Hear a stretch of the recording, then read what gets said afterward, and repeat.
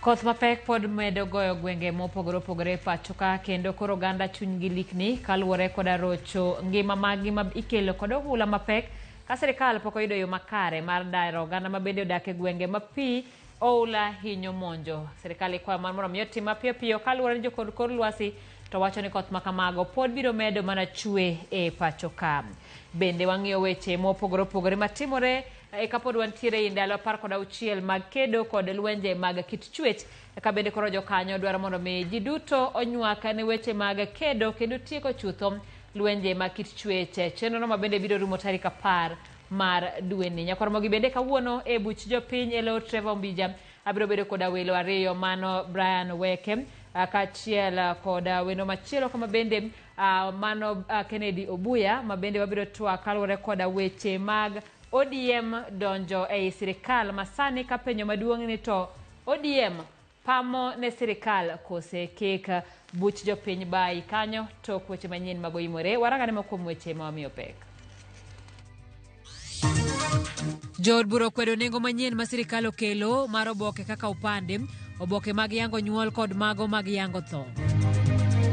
Nyuta city manager biro ka ni kelo ji kontrakta biro nyaka sani pok waneno kontrakta. Koro tinga nodhi owe kanyo marach.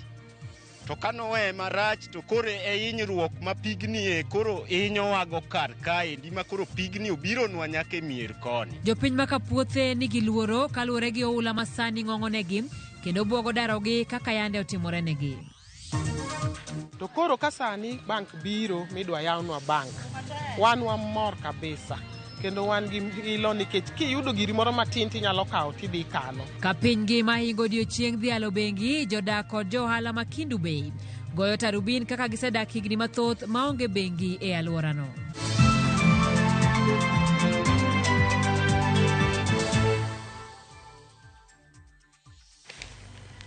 Watudre na bamarote machuok aria deka uchiel nono bende wayudre mbui mag oganda Facebook, YouTube, yudwa Instagram bende yudwa e TikTok achiel kod mbui mar X nyinga Simfrozo Kinda jaloko marwa en Wilson Ochuka. Kamiti mar od bura koro koni sirikal mondo duok chien nengo yudo pande pacho kam certificate mag nyuol kod mag nyuol kaachiel kod mag tho kagilero ni medo nengo yudo obok go dhi kelo pek ne jokenya. Kata kamano jagoro mongirore migawo mochung' ne chiwo pande kod obok mag wuodhe Julius Bitok odok na sirikal kendo medo ni gichwalo bech opande malo mondo geng' timbe mag njore yudo oboke go. Walter Nyambaga lero no mathoth. We don't register people who are born in Uganda, who are not Kenyans, who have come from Uganda. So I don't think that's not a good justification. Weche ne rumone kendo pinyogo nyang'inga kalure kod liet mar kom mane otiele ka jo od bura odie kod penjo malieto kendo poto ma ok akodh radhni. That you're saying for making a correction on a birth or a death certificate or on an entry of that birth or death certificate, you need to pay 1,000 shillings. Yes, what happens if that mistake was caused by your staff? Jo od bura dwaro ng'eyo gimomiyo bech opande omedi, bech certificate mar nyuol omedi, to kata mano mar yango tho bende omedi. The principal amount here which affects the majority of the people is the one for 200. We increased from 50 to 200. But the last time it was done was 36 years ago. Nyim kamiti mar od bura, jo od bura okone jagoro mongirre migawo mar andika mag jo Kenya to kod chiwo pande kod oboke mag wuodhe Julius Bitok ni sirikal nyaka duok chien bech yudo pande pacho ka ni mar beigo dio jo Kenya kendo chiego kamalit. I'm not comfortable with the kind of increases here. Yes, 1,000. For the common man, is a lot of money. Increase from 100 shillings to 1,000. So if the increase could be done gradually, even if they have stayed for many years without increasing, I think the common man should not be punished because of not reviewing the charges. Mondo ja Kenya mora moro yudo pande to kod certificate mar nyuol to kod mano mar tho nyaka gichulo omenda maromo shillings 200 kowuok e shillings 50 mayande chulo. So I hope that this increase will reflect with access to this thing called birth certificate so that it's not like a privilege to some few. Ka oponi opande odeko e kata certificate ariyogo to ng'ato nyaka chul shillings 500 mondo yudgi mapiyo eka timo lokruok ne certificate mar nyuol opande to kod mamoko. Onyo omenda kuomi maromo silings 1,000 kowuok silings 90 machon. There's a lot of attempt to fraudulently change documents around the country. And one reason why we put a little bit higher fee is to reduce fraud in correcting documents. Bitoko lwaro kwenyo jo od bura kendo mero ni ka ng'ato timo lokruok e oboke mosendiki to nyaka chul silings 1,000 mopogore kod silings 130 mane chulo chon. Wach mane ochwanyo jo od bura matamre gi nono. Put an amount, say, to issue a replacement for an old ID or to transition from the current ID to Maisha number, it will cost 300 shillings. It should be cheaper than replacement. Walter Nyambaga, Ramogi TV. Doma malo ma Eldoret to jago manyinge Jackton Odhiambo gi ketho mar nego Edwin Kiprotich mane ong'ere gi nying mar Oledhi mar Chiloba. Nek ma do wacho ni notim tarik 31 dwe mar 12 higa mokalo e kar dak ma Kisumu boma ma Eldoret e kaunti ma Uasin Gishu. Jang'ad bura Ruben Nyakundi wacho ni giyudo neno moromo manyiso ni Jackton Odhiambo ema ne kod Chiloba mogik kapok ne otho otieno manonege no kendo ne ginie kar tongona Malangas ka bang'e ne giwuok gi dhi ot mane gidakie kanyakla. Ringre Chiloba noduogo yudi ndalo 3 bang'e e bath apaya ka ong'ad matindo kendo soe sanduk mar mabati. Jang'ad bura no bende wacho ni giyudo neno manyiso ni Jackton Odhiambo notimo ne Chiloba tima jao kapok onege. Idhi ng'adne kum tarik 16 dwe ni.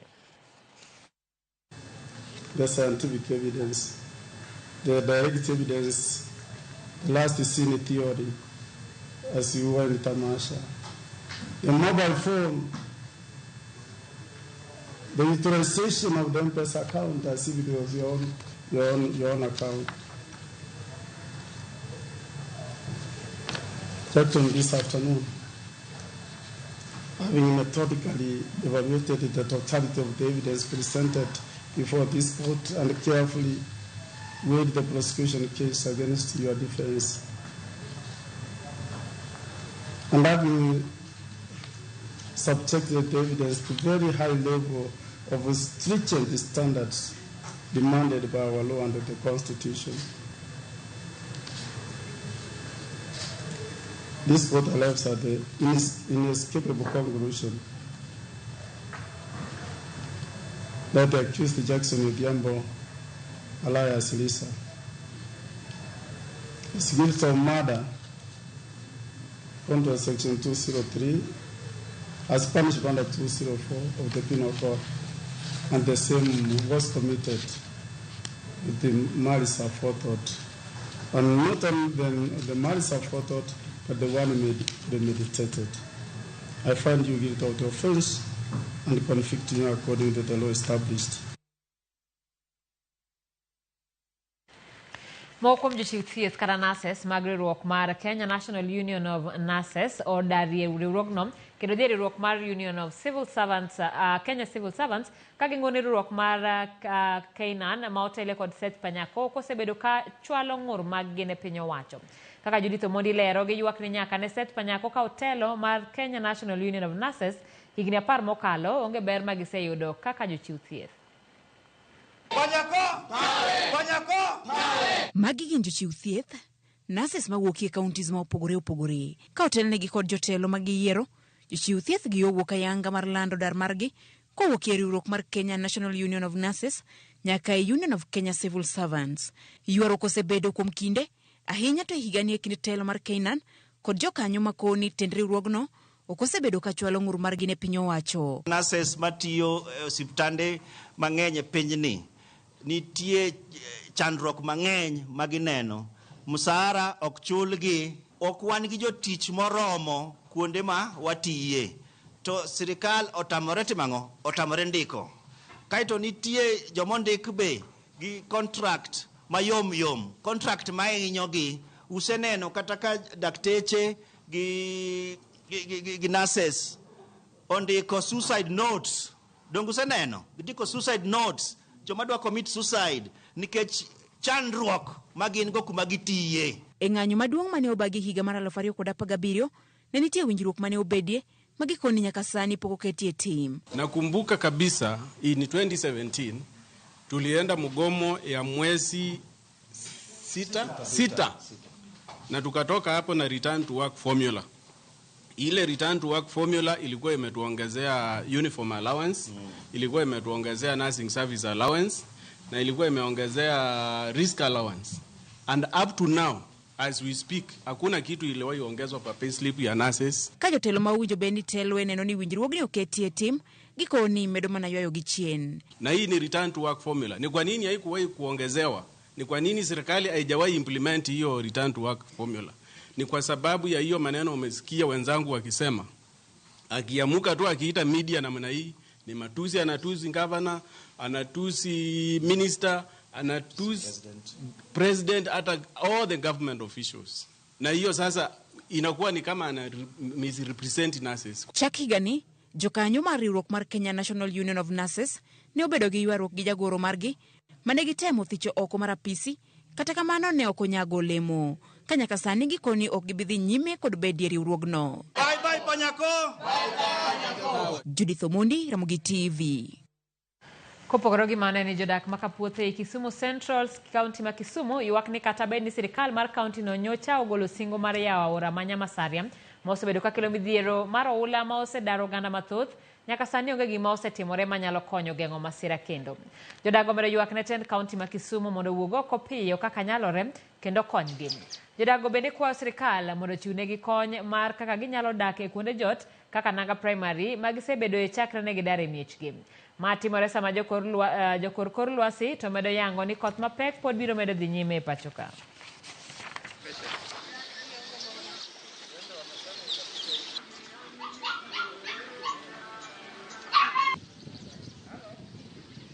Tich mane Kisumu Central ka othin akanya kaka tuoro en chakre ka to lam nyaka go tongi Rosabuyu kocha taka en lam nyaka go tongi Sakil kujo sida tich mane ka en sakani pigni kede tich mane Kisumu Central ka ginyalo tiekonwa tijno to wadoka walo sasa tiore wabocha kwa pure iye ka nyuta city manager biro ka ni kelo ji contractor biro nyaka sani pok waneno contractor. Then wawinjo wach moro ne giwacho ne giseloso kanyo kata kidhi sani jolwedo ema nyocha loso kanyo mabe ok nyal. Gisechandore ndi yiende osetong' ndi gundni osetiyo kanyo mag simiti mwakete lo to wadinogo mondo daik no bie level mane tingo kete. Mamano giwacho ne gisetimo to jolwede mane timo mano. Ng'ato aeode piyo umo ne ot, puothe monyang'wede alot piyo umo, odhi otiyo kanyo, oduogo nindo kech kata kamo ninde onge.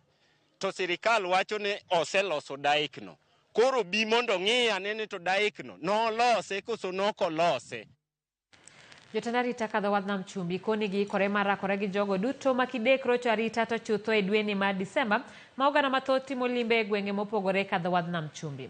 Kane olosi Mombasa bang' bago romo mane okelo kanyakla jotend arita mawuok e counties duto auchiel, jata chenro mar piny owacho kadho wadh nam chumbi Roda Onyancha okoni kedo gi jonjore, yedhe mamero ji kaachiel kod jiwo arita gin mana moko kuom chenro ma giseiko.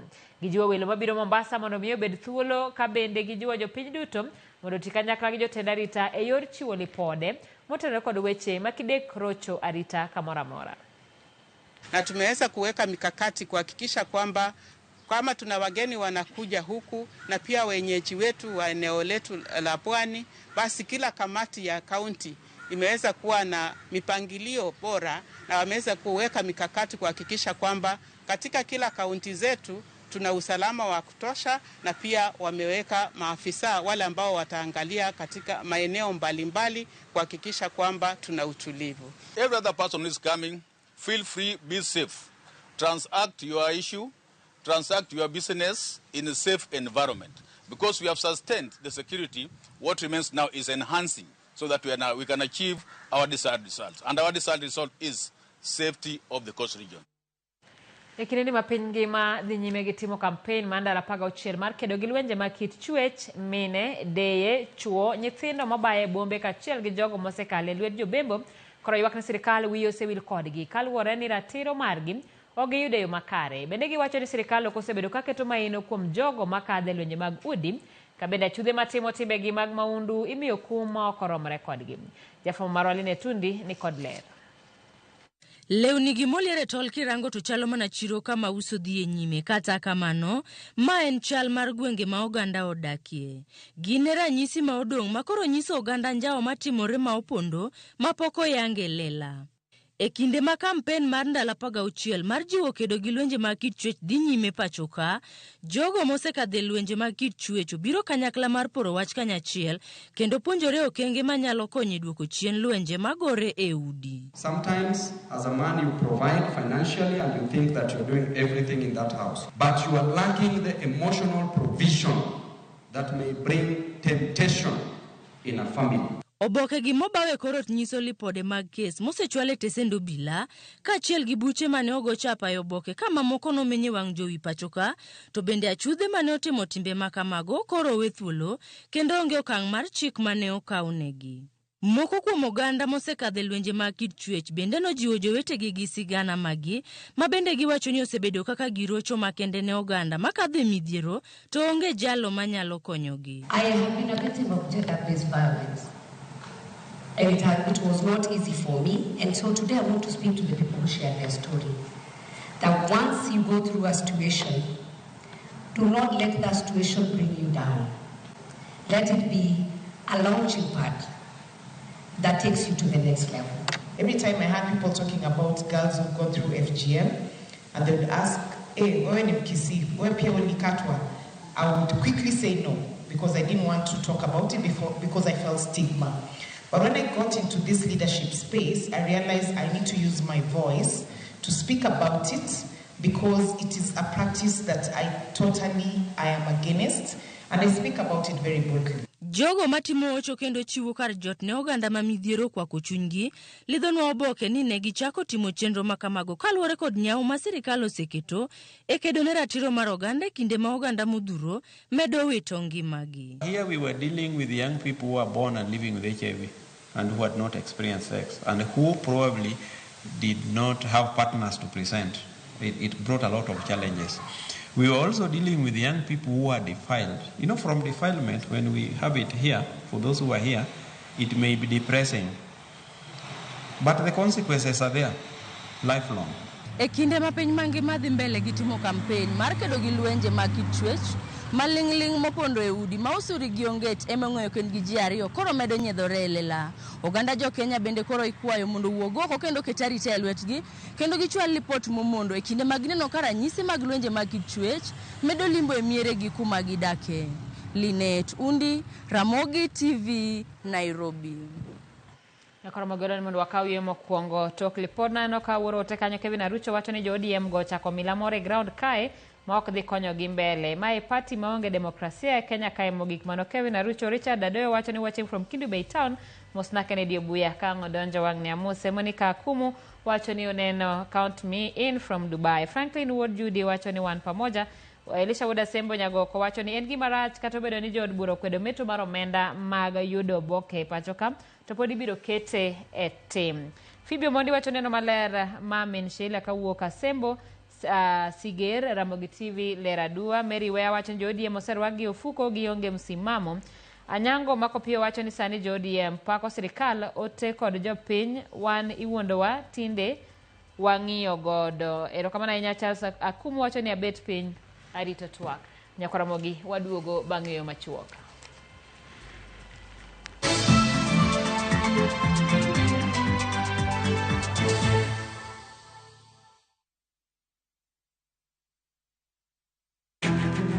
Wakelo ni chenro mar ohala kod lony gi dongruok mopogore opogore. Ohand kinyosi nigi pesa kitimo gima dwarore. Weche makende moa kuom jogo makelo lokruok e ngima dhano. Ohala ber nikech ohala puonji managerial skills. Lek ma in go iriembe mineni gigo chopo. Chakre gi jogo mane ochako ohala manyien. Kalure gi kaka nachako gi kuma achope.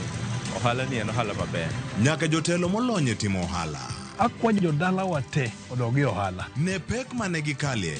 Pod waonge uhuru mar ohala. Loch mane giyudo kod kinda mane gitimo e manyo gik mabeyo beyo. Ka jaohala ok inyal chako project ka ionge gi market. Tudri gi Cleophas Oluoch e ohala gi mwandu.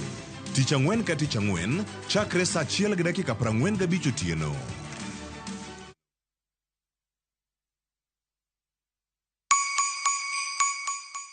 This holiday season, Citizen Duka na Quickmart tunakuletea mama mpenzi basket na deals kibao. Isitoshe, sasa unachagua kile unataka kurusha kwa basket yako. Zote kwa discounts no. Imagine sugar 2 kgs at 269 from 279. Chapati flour 2 kgs at 139 from 169. Cooking oil 3 liters at 899 from 1060. Basmati rice 2 kg at 699 from 767. 4-pack tissue white at 159 from 186. Bar soap 800 grams at 159 from 200. Dial star 487 star 5 hash to select your item and buy straight from your phone. Once you receive your code, pick up your shopping from any Quickmart supermarket near you. Simple, fast, and super convenient. Other baskets on the offer include Mama Soko, Sherehe, and Daily. Citizen Duka, making your celebrations more sweeter.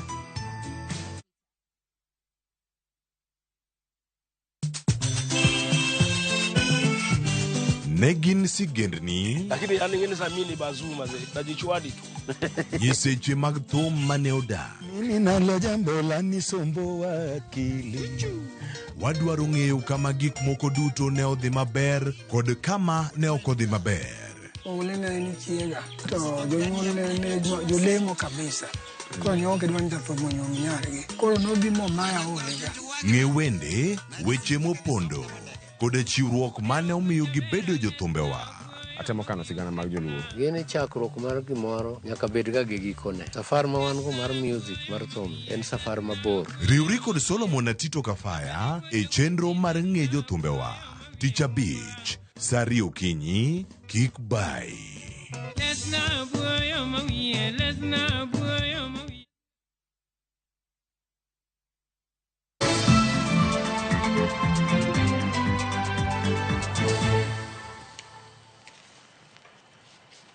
Machiegni wadhi e kaunti ma Migori kama jolupo mag omena e dho wath Masori ywago lal ma giyudo ma ikelo kod luoch ma koro tamo omena tuo e kinde ni ma koth medo chwe. Jolupo go bende ywak ni kwan omenda osedok piny e nam Lolwe kendo yuto margi medo duono. Jafwambo marwa George Juma miyowa ler mar wachno. Lupo mar omena ni odnuong' ne familia mathoth e gwego mag Nyatike e kaunti ma Migori. Nyaka sani yiedhi maromo 120 e dho wath Masori itiyoge lupo mar omena, kwan ma bende ten dho wadhni wacho ni osedhi malo ka ipimo kod higni machien. Mae nyiso ni kwan familia ma bende koro keto geno margi e lupo mar omena medo dhi malo. To dok piny nikech weather, climate ema kelo dok chien. Again, jolupo ng'eny. Jolupo madonjo e nam sani ng'eny moingo nam ma gilupe.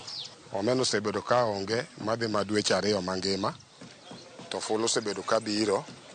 Fulu samoro biro mang'eny ma kata joma ka onge. Kata bed ni kwan familia mathoth oketo geno mar lupo mar omena e dho wath Masori, sani ng'eny gi bedo kod pek e yudo gago mapile ka pile nikech dok piny mar omena e nam Lolwe. Bernard Otieno men achiel kuom jolupo mag omena tudo nok mar omena kod medruok ma kwan jolupo kaachiel kod kit kilo maricho ma itiyo godo e nam Lolwe. Kaka oranyisi kuom yie achiel mane dhi nam to ne nyalo yudo ka seche moko ka en omena to omena nyalo donjo kata trefe 10 gi wiye 20 gi wiye to sani nyalo yudo ka odonjo mana tabla ma seche moko ok nyal konyo kodonjo tabla kata beach to demand to ni malo iyudo ka konyruok onge kendo thuolo no gi kuma jolupo tiyo gi ngufu mang'eny ahinya mar manyo kendo giringo gi mabor kaluwore gi kama ne gintiere. Jagoro ma jolupo e dho wadhno Masori Justus Sabare wacho ni sani giyudo mana omena maromo kilograms 21,642 e dwe ka dwe, kwan mantiere piny ka ipimo kod kinde mokalo. Nyaka sani data na ma dwe ma 11 moloro sani wan gi 21,642 kgs mamano ne piny kabisa ne kiwango Masori golo. Iyudo ka nitie space miluongo ni fulu ochako ka map ma kendo koro ingo omena ma en sani kanago kwan en 30. Nile patch is 17,000. E seche ma jolupo ywago dok piny mar omena nam lolwe, jolupo bende ywago lal ma ikelo kod luoch makoro miyo omena ok nyal tuo makare. Piny marach ka koth ochwe, omena no dhi lal te. Kodi tere mana chiemo mirege. Onge dryer mar omena nyaka sani pod waonge go. Notem ni kelo moro kachacha to pod ok nyal timo gimoro. Kuom kinde duto jolupo mag omena osebiro ka keto mana geno margi kuom chieng' monde ka gituo omena, ka bende kinde luoch kaka sani koro gintie kod pek e tuo omena. Jolupo mag omena gidwaro mondo koro piny owacho koro konygi e yudo masinde ma ginyalo tiyo godo e tuo omena e kinde luoch. Dieri makende ni ne jo county through organization moro no biro timo piloting project. It is here with us here. To konyal sustain omena nikech yieth omena mantie ka are 120 something boats, over 100 boats maluwo omena. Koro pek ne gima no keti ni mondo o chal gima tuo omena. Macha nyalo tuo traf achiel, ariyo mamano is very low. Onge gima nyalo timo kata achiel. George Juma, Ramogi TV, Migori. Johala kod jodak e boma ma Kendu-Bay ka chung'od bura ma Karachuonyo rwako gi geno mathoth chenro ma joket mwandu chako yore mag tero bengi e alworano nimar gisegombo bengi gi aming'a. Ka piny gimaingo odiechieng' dhialo bengi, jokindu wacho ni bedo maonge bengi e alworano osehinyo ohala kod keno. Jafwambo marwa Ali Abich ni kod ler. Mama Kendu-Bay mane log tich mar sub county mar Chuonyo North ne ochakore moingo higni 100 mokalo kendo osebedo kar johala kod joket mwandu mopogore ma osebedo kata e chenro mag dongruok. Uma mar boma ma Kendu-Bay osebedo kalandore kaka boma no maonge kod bengi kata odoko ni chenro mag ohala mathoth to dhi e nyime kendo johala e boma no osebedo kalawo chenro mag bengi e boma ma Homa Bay kod mano ma Oyugis. Gisani jodak e boma no koro nyalo buonjo kaluwore gi chenro ma bengi mar KCB dhigo nyime mar badgi e boma ma Kendu-Bay juma manyien kendo en mor maduong' ne johala kod jopiny e boma no. Matin mwayudo kaka wakan tamowa. Koro miyo gini miyo wa samoro wa end up ni wadhi hand to mouth. Wakao to wachamo. To koro kasani bank biro midwa yawnwa bank. Wan wamor kabisa.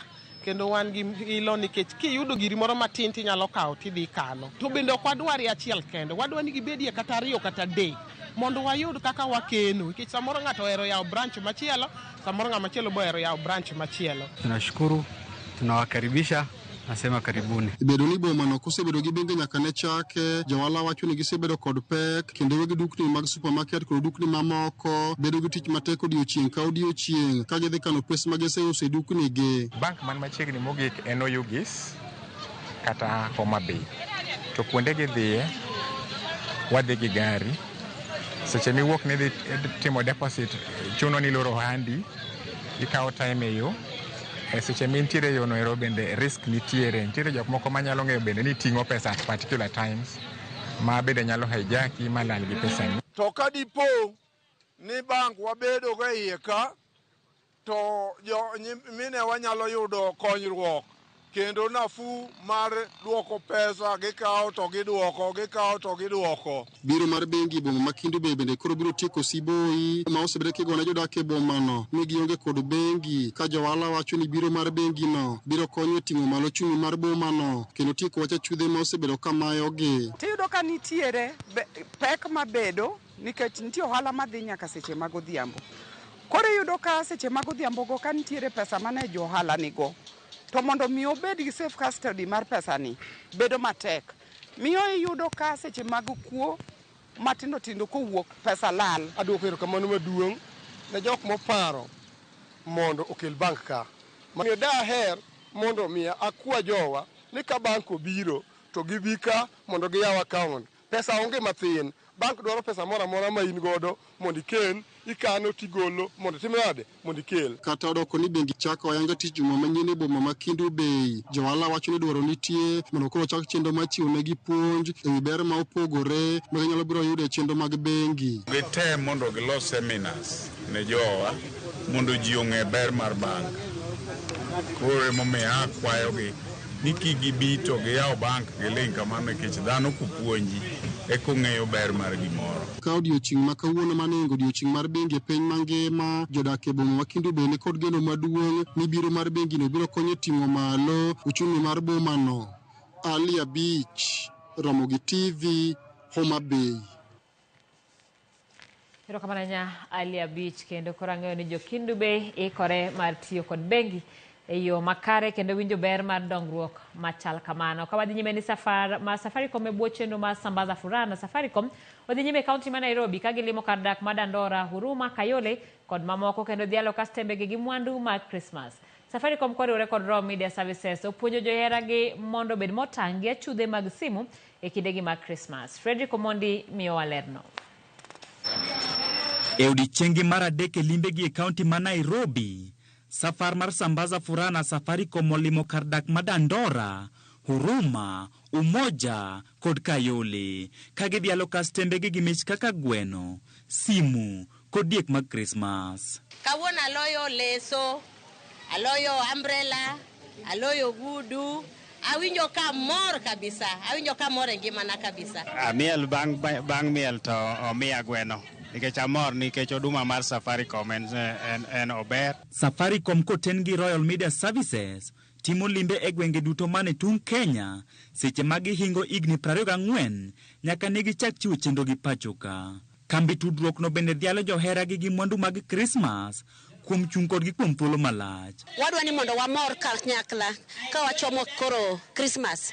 Wagoero kamano nikech sani koro igni 24 chakre Safaricom ne chakre to koro en morwa mar neno customers wako mor bende. Kopogore gi chiwo mich, Safaricom otiyo gi thuoloni mar puonjo jopiny mondo obed motangi achudhe magoyo simu ka wuondore negi na pisas mag Safaricom. Wasefwenyo ni nitie matapeli kuondni mang'eny ma wuondore ni gin jo Safaricom to gibiro gi wuondi gigochoni gikoni ing'eni iyudo pesa marom kama tim kama. Koro wakoni ni in kaka customer mamarwa kiyudo simu machalo kamano kuongi ng'ini simu nieri ma yudo nieri en mar Safaricom adier kose en mar tapeli. Jodak makwonde mane safar mar Safaricom olimo oyudo thuolo mar romo gi jolendo mag Royal Media Services, jongolo mar Auma kod jolomb weche magihero. Tuna zawadi nyingi, ni msimu na wakati wa furaha na tunasambaza furaha na Safaricom na pia Raw Media Services kwa ujumla.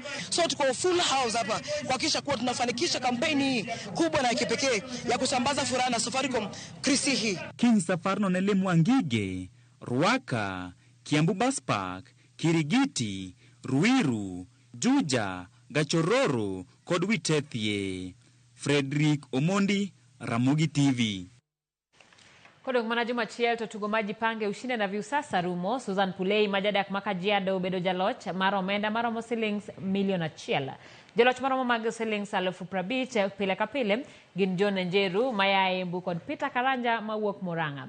Jotugo koro manyo thuolo mar lo shillings 50,000 pile ka pile kod shillings milion achiel juma ka juma. Mich maduong' ma shilling milion 3 ibiro mi jaloch achiel mana bang' piem rumo.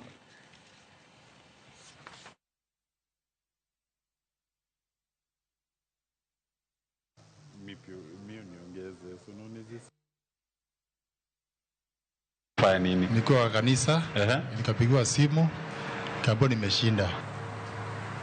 Nitalipia watoto wangu shule. Hiyo outrightly school fees. Western ya school fees ya January nimemalizana nayo. Umeondokea lala.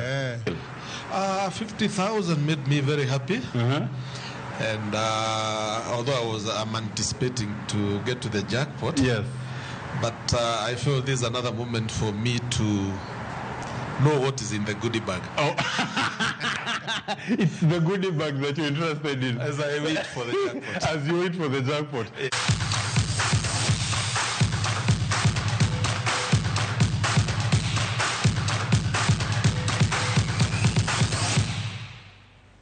Machiegni paw tuke moheo timbe 55 monywando joma chuo kod wakeini osendikore ne tuke mag Ongola Super Cup e ward ma Kanyamwako 7 mayudore Ndhiwa e kaunti ma Homa Bay. Tukego dhi chakore tich abich jumani ka nyasi maduong' mar yawe dhi timore skul primar ma Koduogo. Jagoro mochung' ne tukego Jasper Otieno wacho ni gitiyo gi tukegi e yawo thuolo mar rango talanta mar rowere.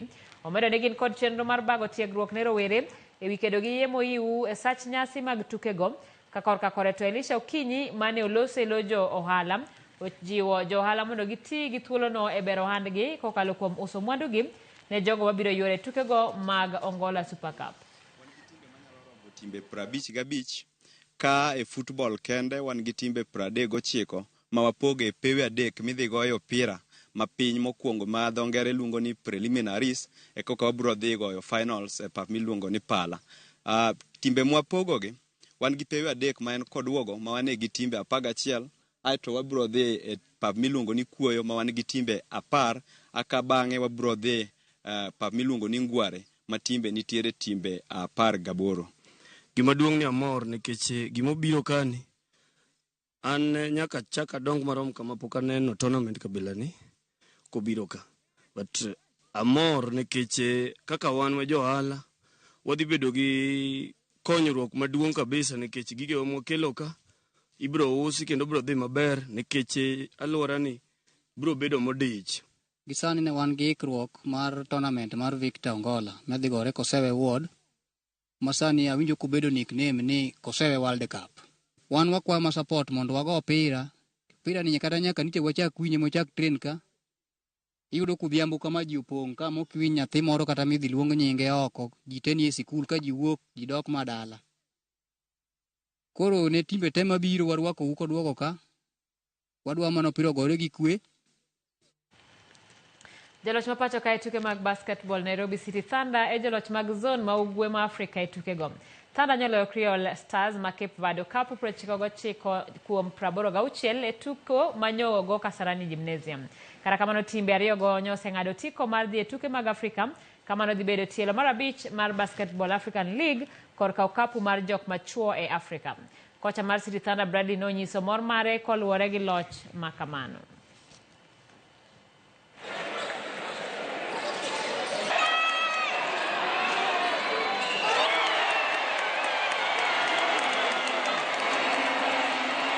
The general feel about the game is I want to congratulate Nairobi City Thunder for an excellent game they did. They came out with a victory and they won the tournament. And also I want to thank my teammates and the coaching staff and everyone that made this possible for us also qualifying for the BAL.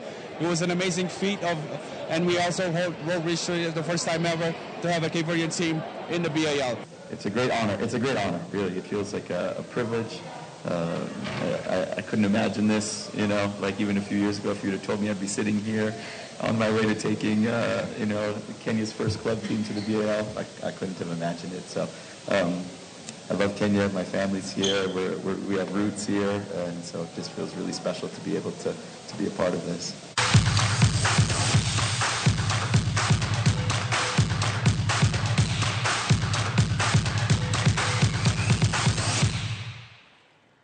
Ramogi mana bende makelo giko mar weche manyien go kata kamano kaka na wasingo pod wantiere kod twak kaneno ka wendo osedonjo kanyo Brian Weke kachiel koda Kennedy Obuya kawada twak kotenore koda weche mag siasa mabede sandi dhi nyime pacho ka kik twak bai wadhi yo matin waduogo mar winjo wach.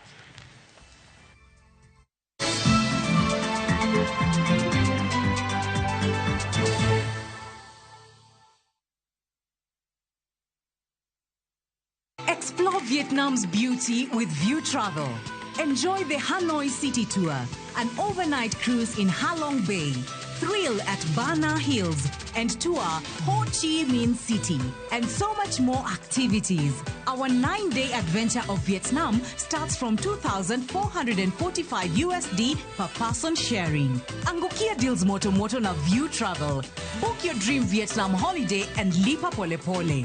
Visit viewtravel.com or call and WhatsApp 0703 254 254. View Travel. Dream, explore, discover.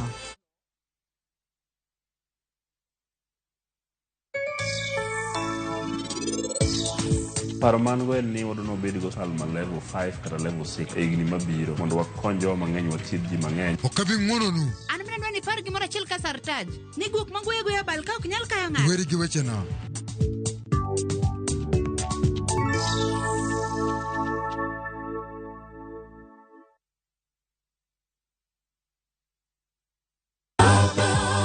Ninakupenda, asante sana baba, mwokozi wangu.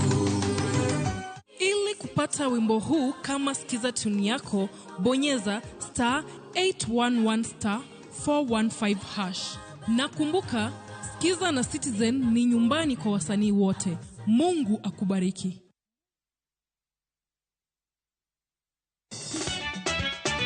Tugo koro eka iyo chacho. Participate. Ka gik moko medo mana fwenyore, to ngima bende medo bedo matek e boma maduong'. Gimora mora ma Nyasaye omiya. Okawene jachien. Yud mor e ngimani kokalo e gik matindo.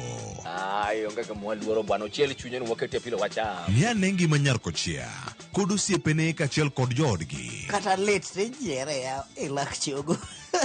Ok ginyal weyi ma ok inyiero. Alokahero joma hero walo. Alokahero ng'at manyisa gik moko. Nyar kochia, tich abich ka tich abich, saa 1:55 otieno. Mana e Ramogi TV.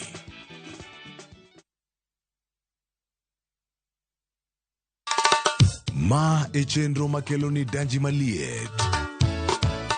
Ma e chenro makeloni weche mamolo seche duto.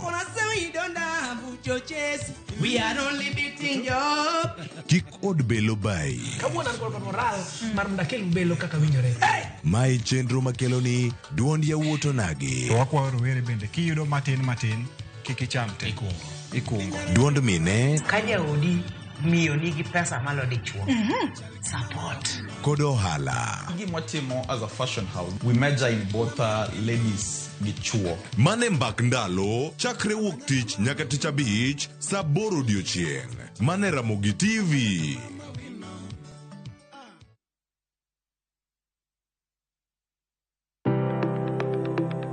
En gima konyo e ngima mapile, to ok en gima ng'ato dwaro e ngimane.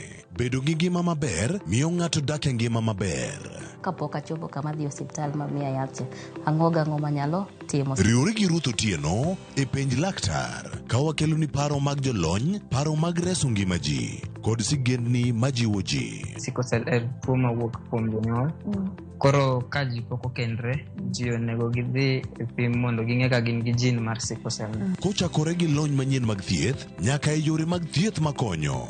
Wan gi gik moko duto madwarore. Ka iwinjo kaka iwuotho to kawira maki wi bari seche te, idhi adhi osiptal wacho ni anadwani mondo kawuono pima remo. Penj laktar. Wuok tich nyaka tich abich saa 12 odhiambo. Mana e Ramogi TV.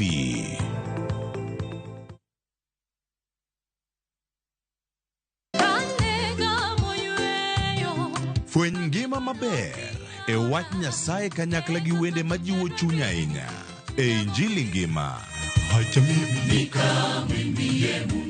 Chieng' ngeso ka ngeso, kochakore saa 2 okinyi e Ramogi TV, wamiyi sabato maler kendo mamalo moloyo.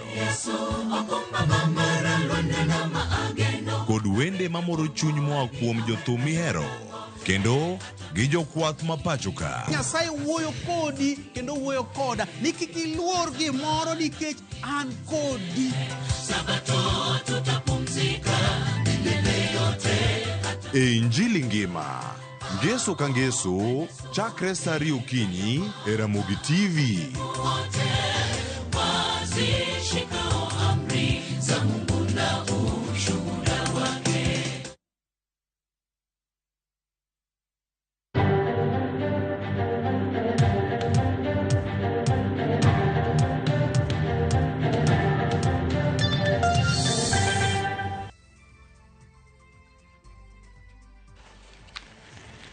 Machiegni kendo nyaka Ramogi, mana kaka ne wasingo twak osechopo wada twak kaluwore koda siasa madhi nyime ka beje penyo maduong' ni to ODM sani koro olokore pamo ne sirikal.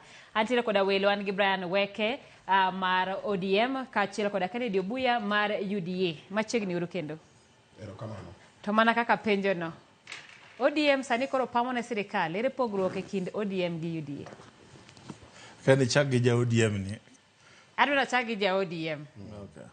Pogruok e kind ODM gi UDA gi sani ni kanye? Dong mano chalo gi opogre ndi. Pogruok ere nikech apenjo kamano kaluwore koda gik matimore ahinya kotenore koda weche ma Junet Mohamed kaachiel koda jatend migao Hassan Joho nowacho ewi sirikal, ka giwacho ni sirikal sani tiyo maber kendo jopiny nitiere jopiny manitiere mbui masani thago sirikal mangiso ni magi ji ariyo magin jo ODM Mangita. Simpros. Wadoni ing'e ni ODM en ODM. To UDA en UDA. Kata mabedo godo ni ma chairman UDA mar Homa Bay County kama wang'aye. Wambe wan gi chairman wa. To wadwa kwero joma chal gi Junet Mohamed gi Joho. No Joho gini ne wamiyo gi kaka experts e sirikal. Giwe muomre. Gini makoro gini wuoyo mang'eny molo nyaka jo sirikal. Gini tijgi no wakonyo gi mondo gibed experts gi tijgi. Weche magidwa muomre ni koro gidwa kasowa kaka ni wan waero sirikal, ni wan wadwa pako sirikal molo jo UDA gi. Mago gitero weche mos. Kaka experts onego gitim ang'o? Kaka experts tich manoteri. Kaka Junet en obed leader of minority. Oti tij check sirikal. Hasa ni Joho oti tich wainyre jo dalawa. Wach rech wadwa ni exitu in situ mane giwacho nocha. Kiwanda mar rech magiloso Thikacha wadwa ni olose Mbita kata Ndhiwa kata Suba South kata area madalawa kucha. Nikech wan kaka jo Homa Bay wan gi nam maduong' moloyo moko te. Koro Ali Hassan Joho oti tijno mane wamiye. O focus mondo ong'i rechwa, ong'i blue economy manong'ise cha. Ong'in wakbe ka area wano wan gi oil. Nikech awinjo rumors moko ni nitie area mar wakanyo wanya yudo oil ma wanya strike kaka joluo. Joma chal gi Mbadi ong'i kaka ichulo ji. Pace County obi maber. Usuru ma wayuago cha okete mathin. Mane matich mane watero gi kaka experts. Wach siasa ma 2027 giwe muomre. Ero kamano. Adili gi msigo margi. Wambe wakonyo gi hera joma ne gikelo. Lakini experts obede experts giwe muomre. Sapodi. Oboye paro jo ODM mayo umoya. ODM mayo wa muya onge. Wachak gi chien ka. Wan kaka jo UDA wa jomo ero kamano. Kendo wan jomoko ma waero gi kido moro ma jatendwa nego. Ni ka ng'ato timoni maber, tigone ero kamano, to kipande ber ma ng'ato timoni. Wan jo UDA, wan cognizant of the strength and support ma ODM nomiyo wa sama ne piny ogak kodwa higani mwaka dwe mar 6 kaluwore gi ng'anyo mane interest mag vijana jomoko nodhi hijack mar kaka ne wachore mar loko sirikal marwa. Koro wagoni ODM ero kamano.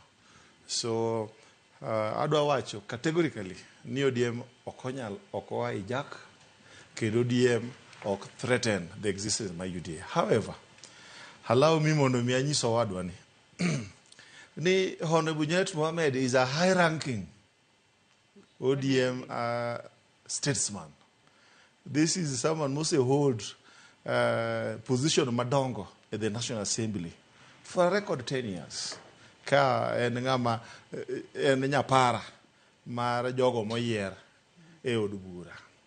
Mano miyo the fact ni pecking order mare ni malo to it comes ni nitiere ODM leadership and the structure ni code faith a leadership mare code decisions mo make as a Kenyan of sound mind.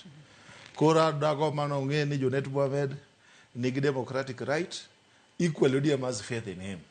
Wan bende wan kaka jo UDA ok wane gimarach ka Junet Mohamed oversight sirikal nikech ng'ama otame oversight sirikal onge. Adwa remind kendo ni the National Assembly, the legislature onge opposition, nitiere minority side kod the majority side. All the members of the legislature nigi a sole primary role mar oversight the executive, irrespective of their political affiliation. Emada penjo weke ni bende sani koro gineno ka gima koro teko un kaka jo ODM gi joma nochung' ni kedo kata rakore gi sirikal. Koro dok piny nikech mana kaka Kennedy wacho. Magi gin jotelo madongo e duond bura mar ODM. to sama gisekalo magichung' motegno magiwacho ni sirikal dhi maber kendo gope osedok piny kendo jo Kenya mor nikech ngima odok piny. Ang' na abro kwayo director mondo tugna a clip mar Junet kowacho ni sani piny Kenya dhi maber. Koro bende mano mayo uteko. Koro sami wacho ni jo ODM pod ochung' kar kama ne gintiere. To jotelo mag ODM ochung' gi sirikal. Wadani mondo wawinja ne gima Junet nowacho. Nchi ilikuwa katika hali ngumu.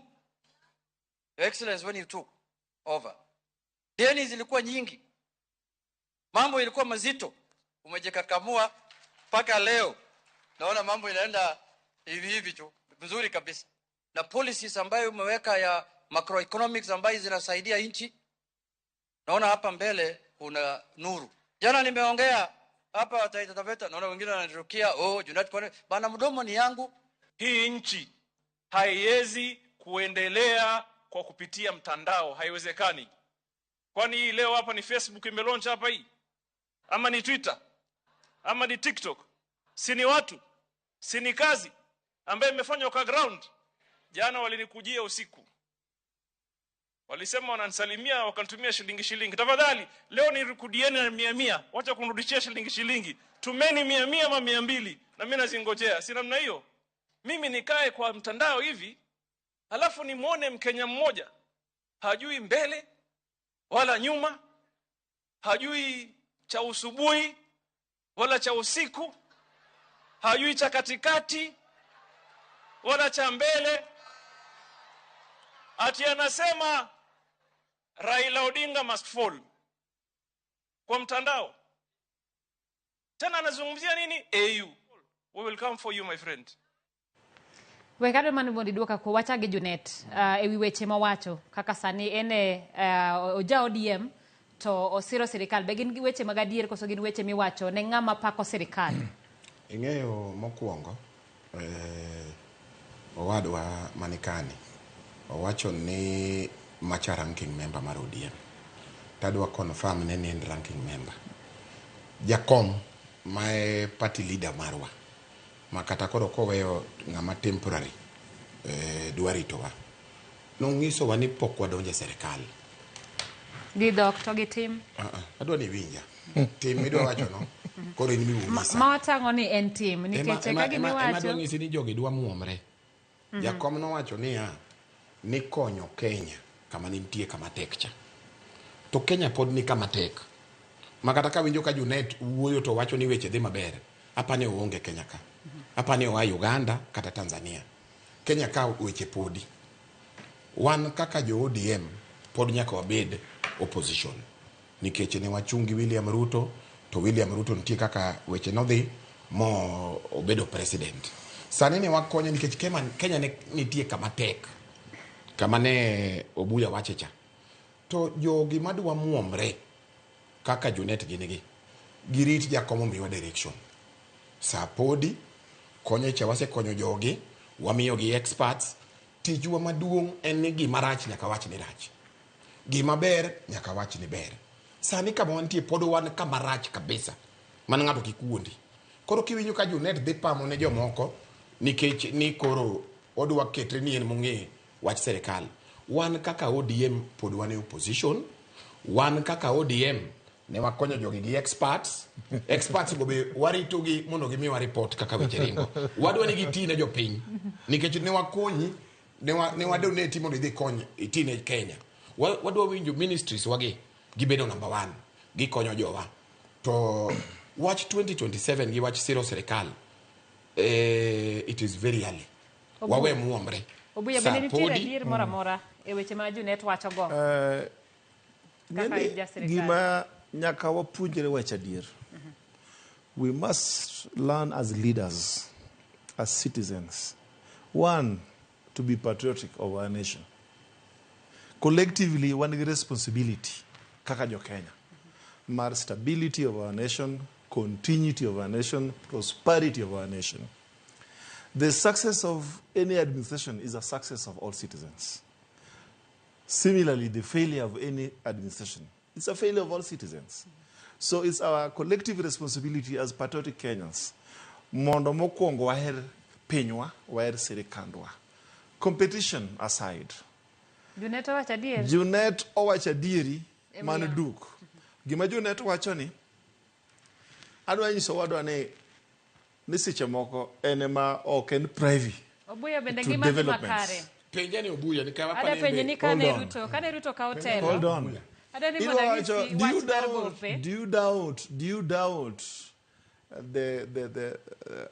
the capacity mar reasoning mar the said leaders? Junet owacho ni gope Ruto sechulo maber.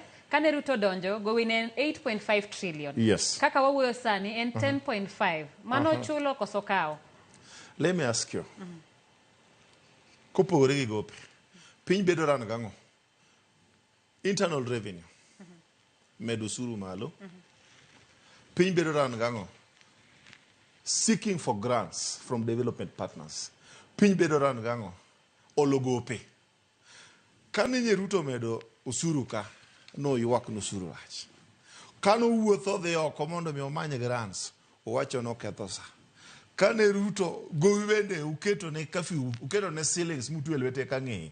Niki kodonje bila gope mano Uhuru Kenyatta olo. Equally, the country must move forward and the country must run. Adwa nyisi ni nitiere gi ber mantie ma Junet gini wacho madhi mbele. For the first time since independence, President Ruto mokwongo chulo wan joluo wan jopur mag niang'. Ruto mokwongo offset gope te mag jopur as sugar companies te mane Kenya ka. Ma jopur sani ende nyalo pur ma niang' nyalo pur. Kolure kod Ruto donjo kembe mag niang' ochung' motegno.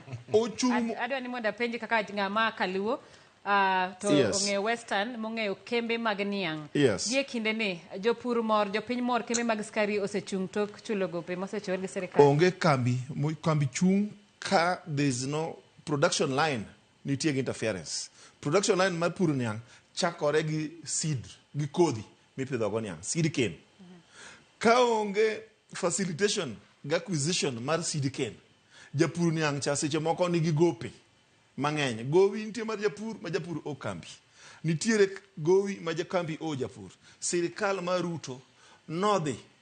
In the case of Sony Sugar 900 million mochul mar gop jopur. Pesa nido wacho ni wan kaka joma South Nyanza nikech mane sugar mill marwa maduong'. Ido wacho ni kik wapam ni sirikal otimo maber. Another thing ka William Ruto nokawo sirikal ni. Ne waneno ka bech fertilizer nodhi almost to 4,800. Sani bech fertilizer ni kanye 2,500. Adwa nyisi ni mano is a milestone nikech Rome nokogero odiochieng' achiel. Gini gero steadily. And joma osebudho sirikal mose oversight sirikal for many years. Machalo kaka jogi ni mosebedo a member of parliament, osebedo assistant minister, mobedo governor 10 years. Sani en minister. Kobiro nyisi, onyiso ja ODM ma junior ka owadwa ni omera sirikal dhi maber kuna nuru. I'm quoting Junet. Junet owacho kanyo ni kuna nuru. Igni adi. Adwa na miweke thuolo nikech ok oyie gi weche mathoth miwacho. Simbros. Adwa ingeni ka winjo ng'at ma wadwa ni ahere ndi. To ka winje ko wuoyo apenjera ni be wadwa ni be en Kenya ka. Nikech onyiso wa ni nyaka wabede jok ma patriotic. Nyaka wabede jok ma ero serikandwa. Nyaka wabede jok ma pamo ne serikal. Ni nyaka wabed ing'eyo pamo no kawuoyo mano ok wakonyo William Ruto. Ka watimo kamano to adieri to ber nyathiwa. Ok wakonyo William Ruto. Kata ka wadwa konye. Kony ma wanya konyo William Ruto ni nyaka wang'isi adiera. Adiera en niya kata no kembe mang'ani wacho gi. Kembe gi dhi lwar te. Nikech sani mo wacho ni William Ruto ogudo 100 million mondo ochul farmers jopur. An mane dalawa. Ambe japur awendo kanyo.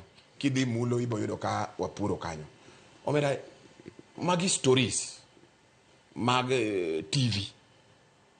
Jopur inano kembe gi te ichagi Mumias manigi majority of milling capacity.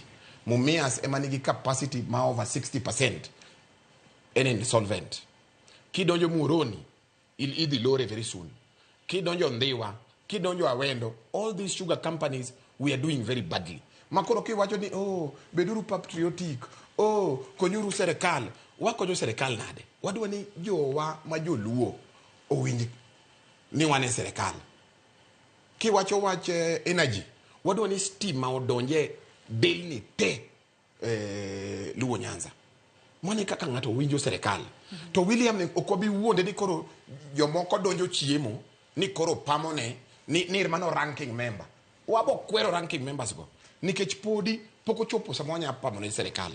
Serikal ni nyaka kaka wadhi konyo William Ruto en ni ng'ise adier ka nigi problem ka be pokitiyo ka weche ok dhi maber funding model mar university mikelo ni orach NHIF migolo no kakia ni SHA kia ni shisha okodhi maber mano nyaka wang'isi adier. To weke bendi paro ni gini koro pogo ODM nikech kopogore gi wach mane Junet wacho jogo jatend migao mar weche mwandu manie bolo no wuoyo kotenore koda kobuogo anyacho ni en buogo jogo mantiere oluongo TikTokers, jo Facebook, jogo mantiere mbui manyasani mowacho ni sani oketo sirikal matek, ko wacho ni ng'ata mabiro wuoyo wi sirikal gibiro dhi negi. Tok mano jagoro maduong' mar ODM mano Sifuna ne nitiere kae okinyi makawuono ko wacho ni mano ok gima biro timore, manyiso ni wach mane jo wacho jagoro maduong' mar ODM opogorego.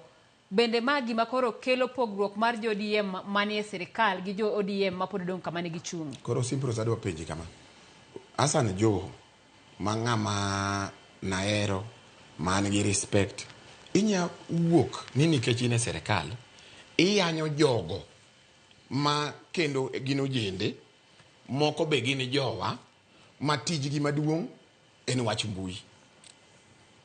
Ja TikTok, ja Facebook nikech gipenjo weche matek. Kiwacho ni ikonyo jopiny to gimbe gipenjo to ikonyo gi nade. Kenya ka gimose konyowa en mbui. Jo TikTok gi, jo Facebook gi emo keto asan jo obed kama obedo no. Ma ka bedo piny ma penjra ma awinje apenjo ni ma asan jo wacha. Nikech ma en serikal manade makoro wigi okethre ma mudu wa pamo ne serikal molojo UDA. Ma serikal jogi wan wakonyo gi akonya. Obuyedo ni moda mith golo to winjo gima ne Sifuna wacho nikech kane UDA odonje telo to rowere gi wach mar mbui en achiel kuom weche ma Ruto noketo motegno kosingo neno ni obiro chiwo thuolo makare ne weche mag mbui manyasani kalore ni mbui en gimo moketo rowere kama ber. To ka koro chopo kama koro jo sirikal ema koro kendo ok dwani kata rowere mamanyo pesa kigin gi mondo losi keto rowere kama nade den mondo mi wawinj gima ne Sifuna wacho. Huyo jo tutamuita sisi kama wabunge pale bungeni aeleze ni nini anatisha Wakenya ati atawakujia. Anawakujia kama nani? Kwa njia ipi? Na tunachukulia semi za waziri ni tofauti sana na semi za mwanasiasa. Tofauti sana. Akumbuke yeye sio gavana wa Mombasa. Akumbuke yeye sio deputy party leader wa ODM. Aliondoka kwenye hiyo nafasi. Yeye ni waziri. Aongee kama waziri. Na waziri ana uwajibikaji. Ana bahati sana tunaenda recess wiki hii. Na tunarudi mwezi wa pili. Anafikiria tutakuwa tumesahau. Hatutasahau. Tutamuita bungeni tumuulize swali. Wewe kama waziri unapotoa matamshi kwamba wale wakosoaji wa serikali ati unawakujia kwa njia ipi? Na tunazungumza haya kwa sababu sisi wana ODM haswa tunaamini katika ile Bill of Rights iko katika katiba hii yetu. Watu wana uhuru wa kusema. Na mimi nataka kuambia watu haswa wale kwenye mitandao msitishwe na mtu yote. Wasitishwe na mtu yoyote. Wazungumze kwa sababu hii ndio njia ambayo tutatengeneza taifa letu kwa sababu ya vizazi vijavyo. Mano jagoro maduong' mar ODM Edwin Sifuna. Something's happening. Either by commission or omission, we have just refused to listen to the voice of reason. Nikechango. Ka winjo gima jo wacho, gima Sifuna wacho. They are worlds apart. Statement majo kacha. It is very clear. One is just showing that he's not ready to be bullied. Gimajo okwero gi teko mathoth in cyberbullying. He has not okowacho ni content creation and earning manyithi Kenya and godo on social media platforms kik di mbele. Owacho mani is not ready to be bullied, is not a coward. Waongeze ile shilingi moja wanatuma, wazidi watume gioro siling almiadi. Watiekni. Machielo jo wacho kanyo ero ni gima litne ni joge wacho on social media platforms ni Raila Dilwar, ni Raila must fall. My pain, having been a friend, kenda deputy party leader Mara Jakom, gini litne jo owacho ken gichir ni is not going to take it lying down. Ni ngata ni kech koro in get the power of social media. Ni dwa bully ye mondo kikuwo. Mane gima jo wacho. Another thing, Sifuna, Anto, it is on record. Sifuna osebedo ka en ng'at moro mohero goyo jotend sana ma thurwa. An onge chieng' moro masewinjo ka Sifuna ogoyo jatelo moro amora ma Kenya ma Yimbo. To nyoro naneno kaka badi omaka lemo moting'o mo mane wuod thurwa. Okayo monindo go manene. Ma koren lweny mar Daudi. Ayo kang'eyo, maybe ene monyalo nyiso. Kora dwa penje simpros. Ka abro mo da jo athurwa. Jo to kwa athurwa gima dwa lero ne. Kennedy mo dangisi ni. Gik ma simpro Kennedy dwa kelo ka mag kelo uchochezi moko maonge. Kanyo onge uchochezi. Nikech kidwa wacho ni Sifuna ni yuare gi jo dalawa. Jo jakanye. Ingeni adieri to be. It's on record. Nyaka on record from who? It's on record. Kidi archives magu. Since the leadership ma wadwa ni wacho ni experts no year modonje Kenya Kwanza. Ngiyane ni to jogo ma thurwa Sifuna osewuoyo kuom gimoro manade. Aparo ni pogruok nitiere e kind nyaka ne wach mar ODM kada broad based government donji. Pogruok moro osebede ODM. Manitiere jok maneno ni wanyalo bedo wasedonje sirikal kada kamano Sifuna ni be mane uchung' kowacho ni wan kaka ODM pod wantiere ODM kada kamano bende kineno jok modonje broad base ji ariyo wuok kanye ng'ata achiel wuok Mombasa ng'ata achiel wuok Kimbo ji ariyo wuok Nyanza koro samoro ji ariyo gi bedo ni gine maging'eny samoro ok apar ka nitiere gimosechimore ni Sifuna osebedo kagoyo joluo mano wanyalo bedo ni wariambo gima dwa wacho ni kendo nyathiwa ni mokwongo nyaka wa accept kama yie gi Sifuna on one thing mwache dir kanyo ni joge are no longer members of ODM because that is what the constitution says. The moment me setting omuma kama ni bedo CS is marbedo a member of any political party. Korok gi jo ODM tok gin jo UDA gin state officers gin jotich serikal gin jotich jopiny. However, ere kaka inyalo expect kanu by consent mar ODM is a structured public entity. By consent nitie gimiluongo ni NEC gi leadership margi nogolo jogo ma giluongo ni experts gi mo release gi willingly. Nikech ng'ama ne William Ruto omako gi thon ni omera bi gi thon nyaka ibed CS onge. It was after serious consultations with the leadership. Kano sewegi joma leadership mar ODM gi jomo seran sirikal moko osebedo nyaka prime minister moko osebedo ministers ging'eyo maber ni sirikal kisekawo oath of office bedo ja sirikal bedo minister en ang'o mamono gi wegi wadwa ni mana kaka Junet owene gi thuolo mondo migi ti mondo migi defend their government and their leadership. An simpros ing'eni Obuya en jakom UDA mar Homa Bay to en mong'e kila kitu matimre ODM molo kata wan. Dongo wacho ni sani koro donje sirikal koro onyalo ong'e poka wuoyo ODM. Wadwa ni owinjre kama. En mong'isi kaka ni jo ODM noromo motimo ang'o moyiero mokelo jogi. Yaani ong'e molowa. Jogi ni rwake sirikal gi chiko mane. Adwa ni owinjre kama. Mano nyaka ing'e kapok aka. ODM onge chieng' mane gisebedo magi wacho ni ODM koro tiyo gi sirikal podi.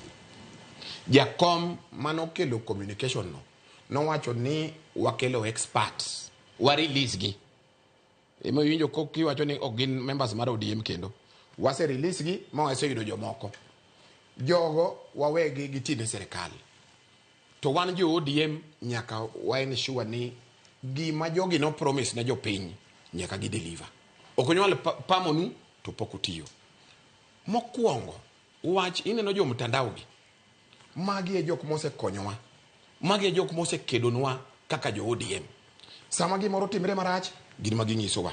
Sama jogi dwa timo gima richo, gin ma gigolonwa. Ka weche mainstream media ok wachi, jogi ema kelo. Koro sani wan kaka party wa, the biggest thing ma wan godo en freedom of expression, en freedom of speech, en demokrasia.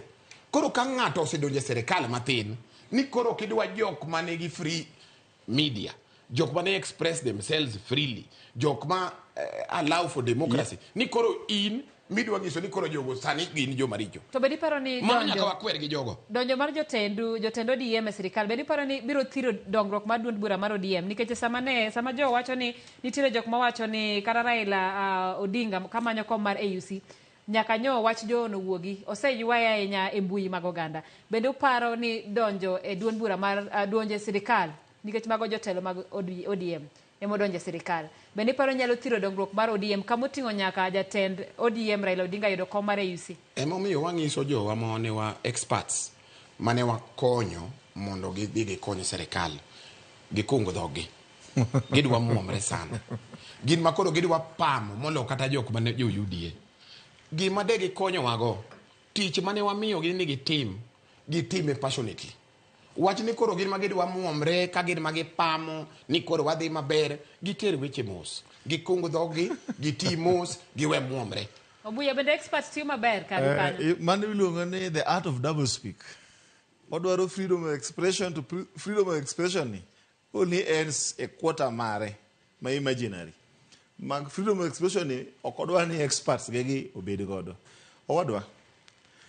Truth be told, onge andika mora mora between the UDA party and ODM party in regards to the interest ma broad based.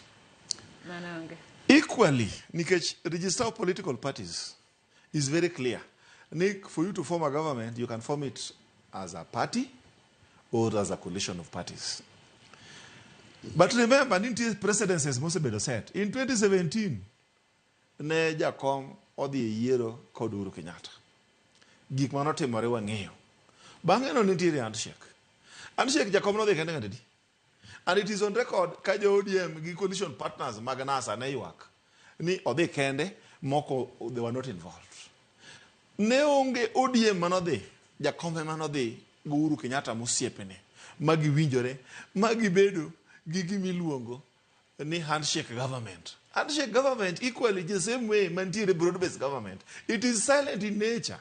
Onge any binding document mondiki mobedo submitted to register of political parties ni UDA and ODM or ODM and the Jubilee then no riwore. Kaka UDA umor kaka experts mag ODM. Just hold on. Let me make my point.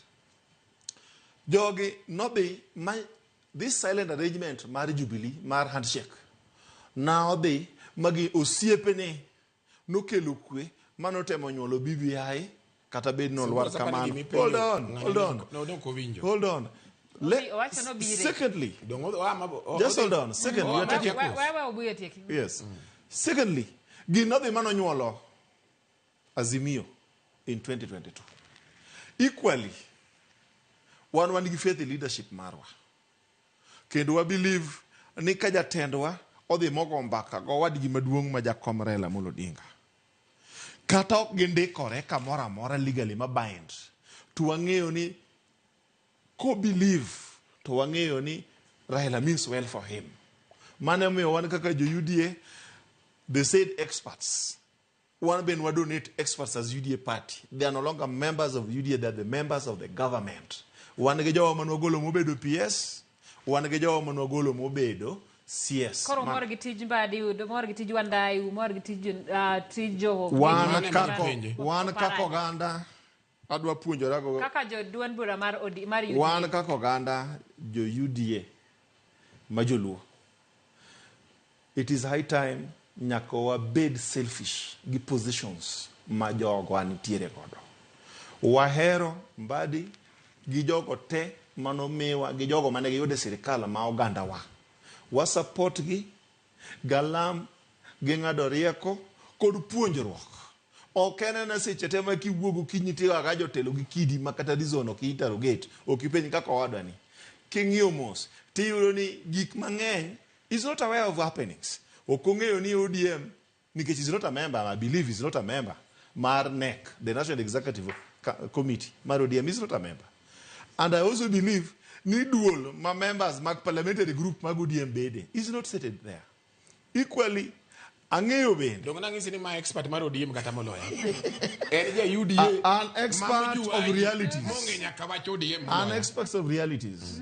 An expert of realities. Gima ok aheroga en wacho hearsay bire national TV mar confuse viewers gi hearsay.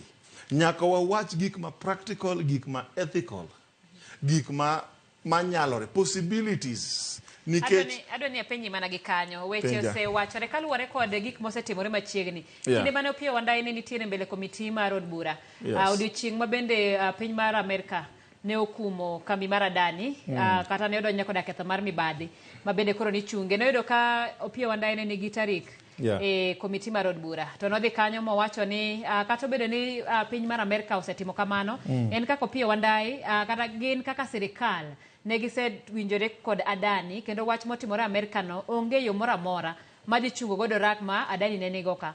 Seche machuok bang'e kanyo to jatend piny William Ruto ma koro gi sani en jatend Opiyo Wandayi owacho ni kaka sirikal koro wachungo orak e kindwa gi Adani kaluwore koda maling'ling moseyudo kowuok e piny Amerika. Bende iparo ni mano noketo picha marach ni Opiyo Wandayi ma bende ne en expert mowuok e ODM nonyono kar tiene ni jamibadhi ni wadhi go mbele kata ng'ama osedonjne gi weche mag mibadhi to jatende ma William Ruto seche machuok to biro to wacho ni wan kaka sirikal koro wachungo ragno. Erokamano. Opiyo Wandayi is a resourceful mind e Kenya ka. Ado mana nikete machuok niya, mano kete marach koso. Ikaw time na. Duok ni wachno. Ikaw time na. Penjo mara. Buye kaw sama Ipenje gi makato, odhi machako so duwe. Already you are eating into my time. Ose wuoyo ka 10 minutes. Opiyo Wandayi is very resourceful. Adwa nyisi ni one, nitie gima iluongo ni due diligence. Kenya is a sovereign nation man nitiere gi structures and independent bodies. Adani is an external development partner. Adani kano biro ka. Sheria ma Kenya gimonego interrogate mwapenjere ka. Sheria mar procurement, mar public private partnership. Waonge sama robo. Just hold on, nyathiwa. Due diligence notim koso nokotim. Notime. Mane gima Opiyo Wandayi or defend the due diligence was done. Another thing, hold on. Another thing, another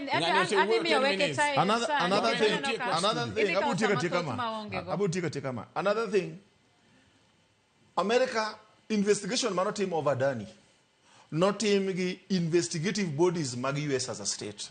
America is an independent state. Adwani sinisani after consultations, President Nokuwu kacha mawacho nikech FBI wacho. He didn't say that. Me wacho no. Nikech FBI wacho or CIA. No wacho gi pinje mamoko. No ko wacho ni no wacho gi pinje mamoko. Mane momi odon wangeni one. What was important at that stage was due diligence done. Yes, it was done. Mane Opiyo Wandayi defend. Ango mane tamo Wandayi wacho ni wangne wawachi ka wasenono kor wakar chungni oragwa dhi mbele. Ne simpros. We akonye gi kanyo.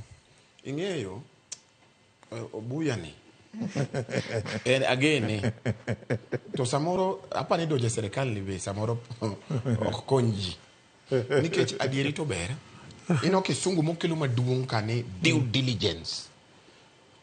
Gira Adani ni ne wang'iso jatendgi gini rach. Jatendi no wachi ang'o? Mar jatendwa be abo wacho, we wach maro. Ne wakonyo ng'ani, ma wang'iso ng'ani ni gini rach. Gini ok konywa. Jok midili godo gi ok gin joma becho. Wang'iso jogi ni gimitimo ni ma sovereignty mar Kenya wa. Ma is about security mar jo Kenya wa. Jok midili godo gi gin crafty. To giwinjo. Ma kata ki ni NSIS, mi kaw intelligence reports kaka di 90% of Kenyans no kudwa deal no.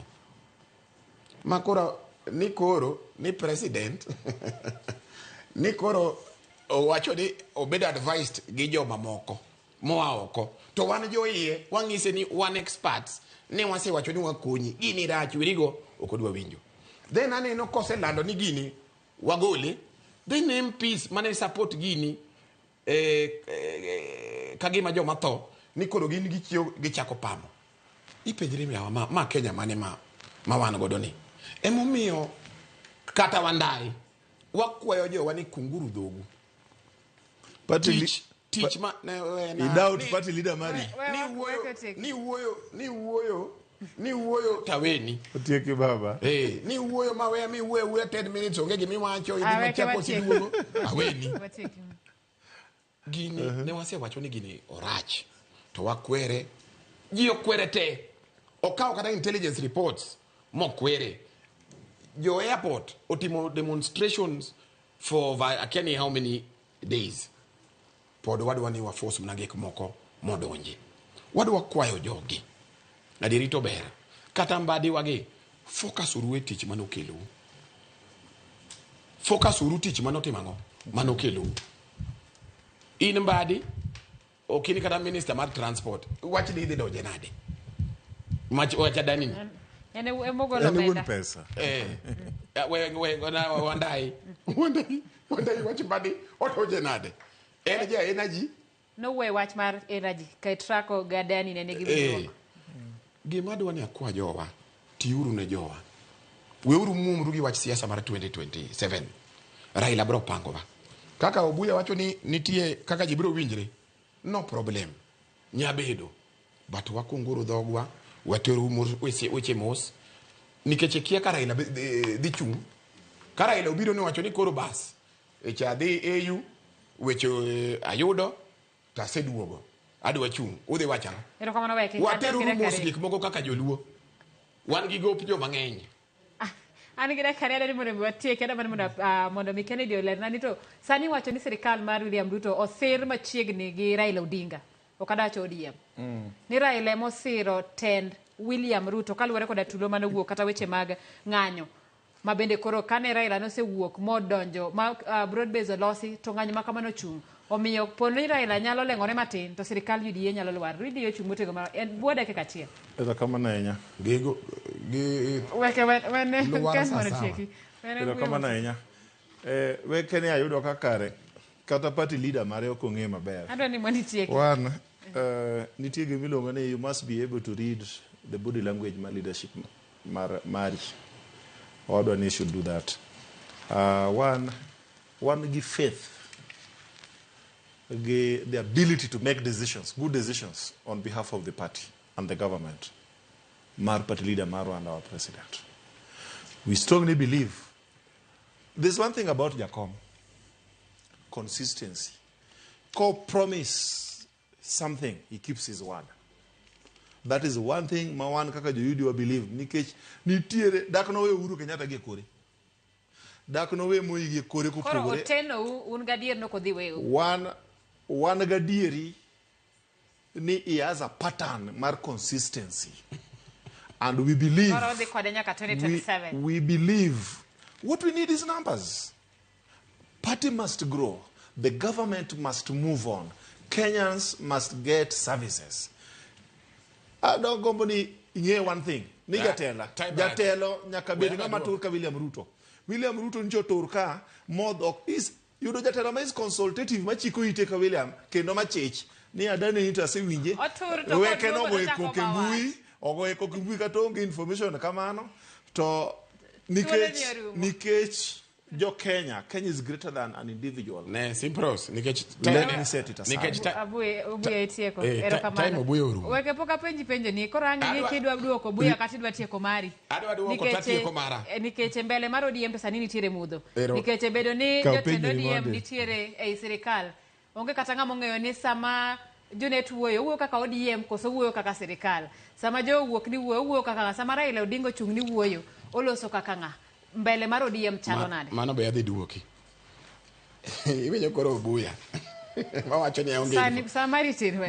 Ma wacho ni aonge information piyo. Obuya ni gin gi joge ka emane gi wera ilo kodinga magiringe UDA.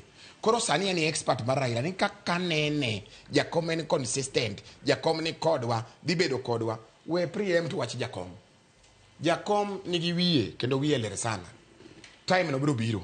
Sa podi Raila bro pango wan joluo we kata kako wacho ni akedi body language idwa pima ngo onge body language mo dhi pimo Raila ema kongiso ni my route kaka waluwe dakelo sani Raila pok ongiso ni walu ongiso ni weke bede opposition check jogi jok manie serikal odonje serikal ipenje wach jok ma wuoyo ema wacho niya ka jo wuoyo wach fisheries gi wach kaka odhi timo mbele mar ODM chalo nade ber kako chung kako opposition e serikande ni omera mbele ber dongino wan watiyo tijwa jogi ni gitim margi serikal mbele ber idhi pangu we bedo gi wasiwasi Raila mane man tiju mane dong okiwinj kaka wa check government mane tijwa ka ini wacho ni anaonge network mar ODM kare ni mionge network kare lo jonet ade di mo wati kiero ru kamano okada ni lo jonet lo jonet Mohamed mane tuno mane wantiere go jonet to timo biashara anang'iyo jakom ero kamana nya kwa Ramogi sa emachuo kata kamano weche mag siasa pod wabiro medo goyo kanyo Brian Weke mar ODM kaachiel koda Kennedy Obuya kabende ne watwake wach mar ODM pamo ne sirikal kao kamano thuolo mara orumo gi kanyo kamano kuom kao thuolo mari mar bedo kodwa e chenro mar buch jopiny elo Trevor Ombija nyinga Simfros Okinda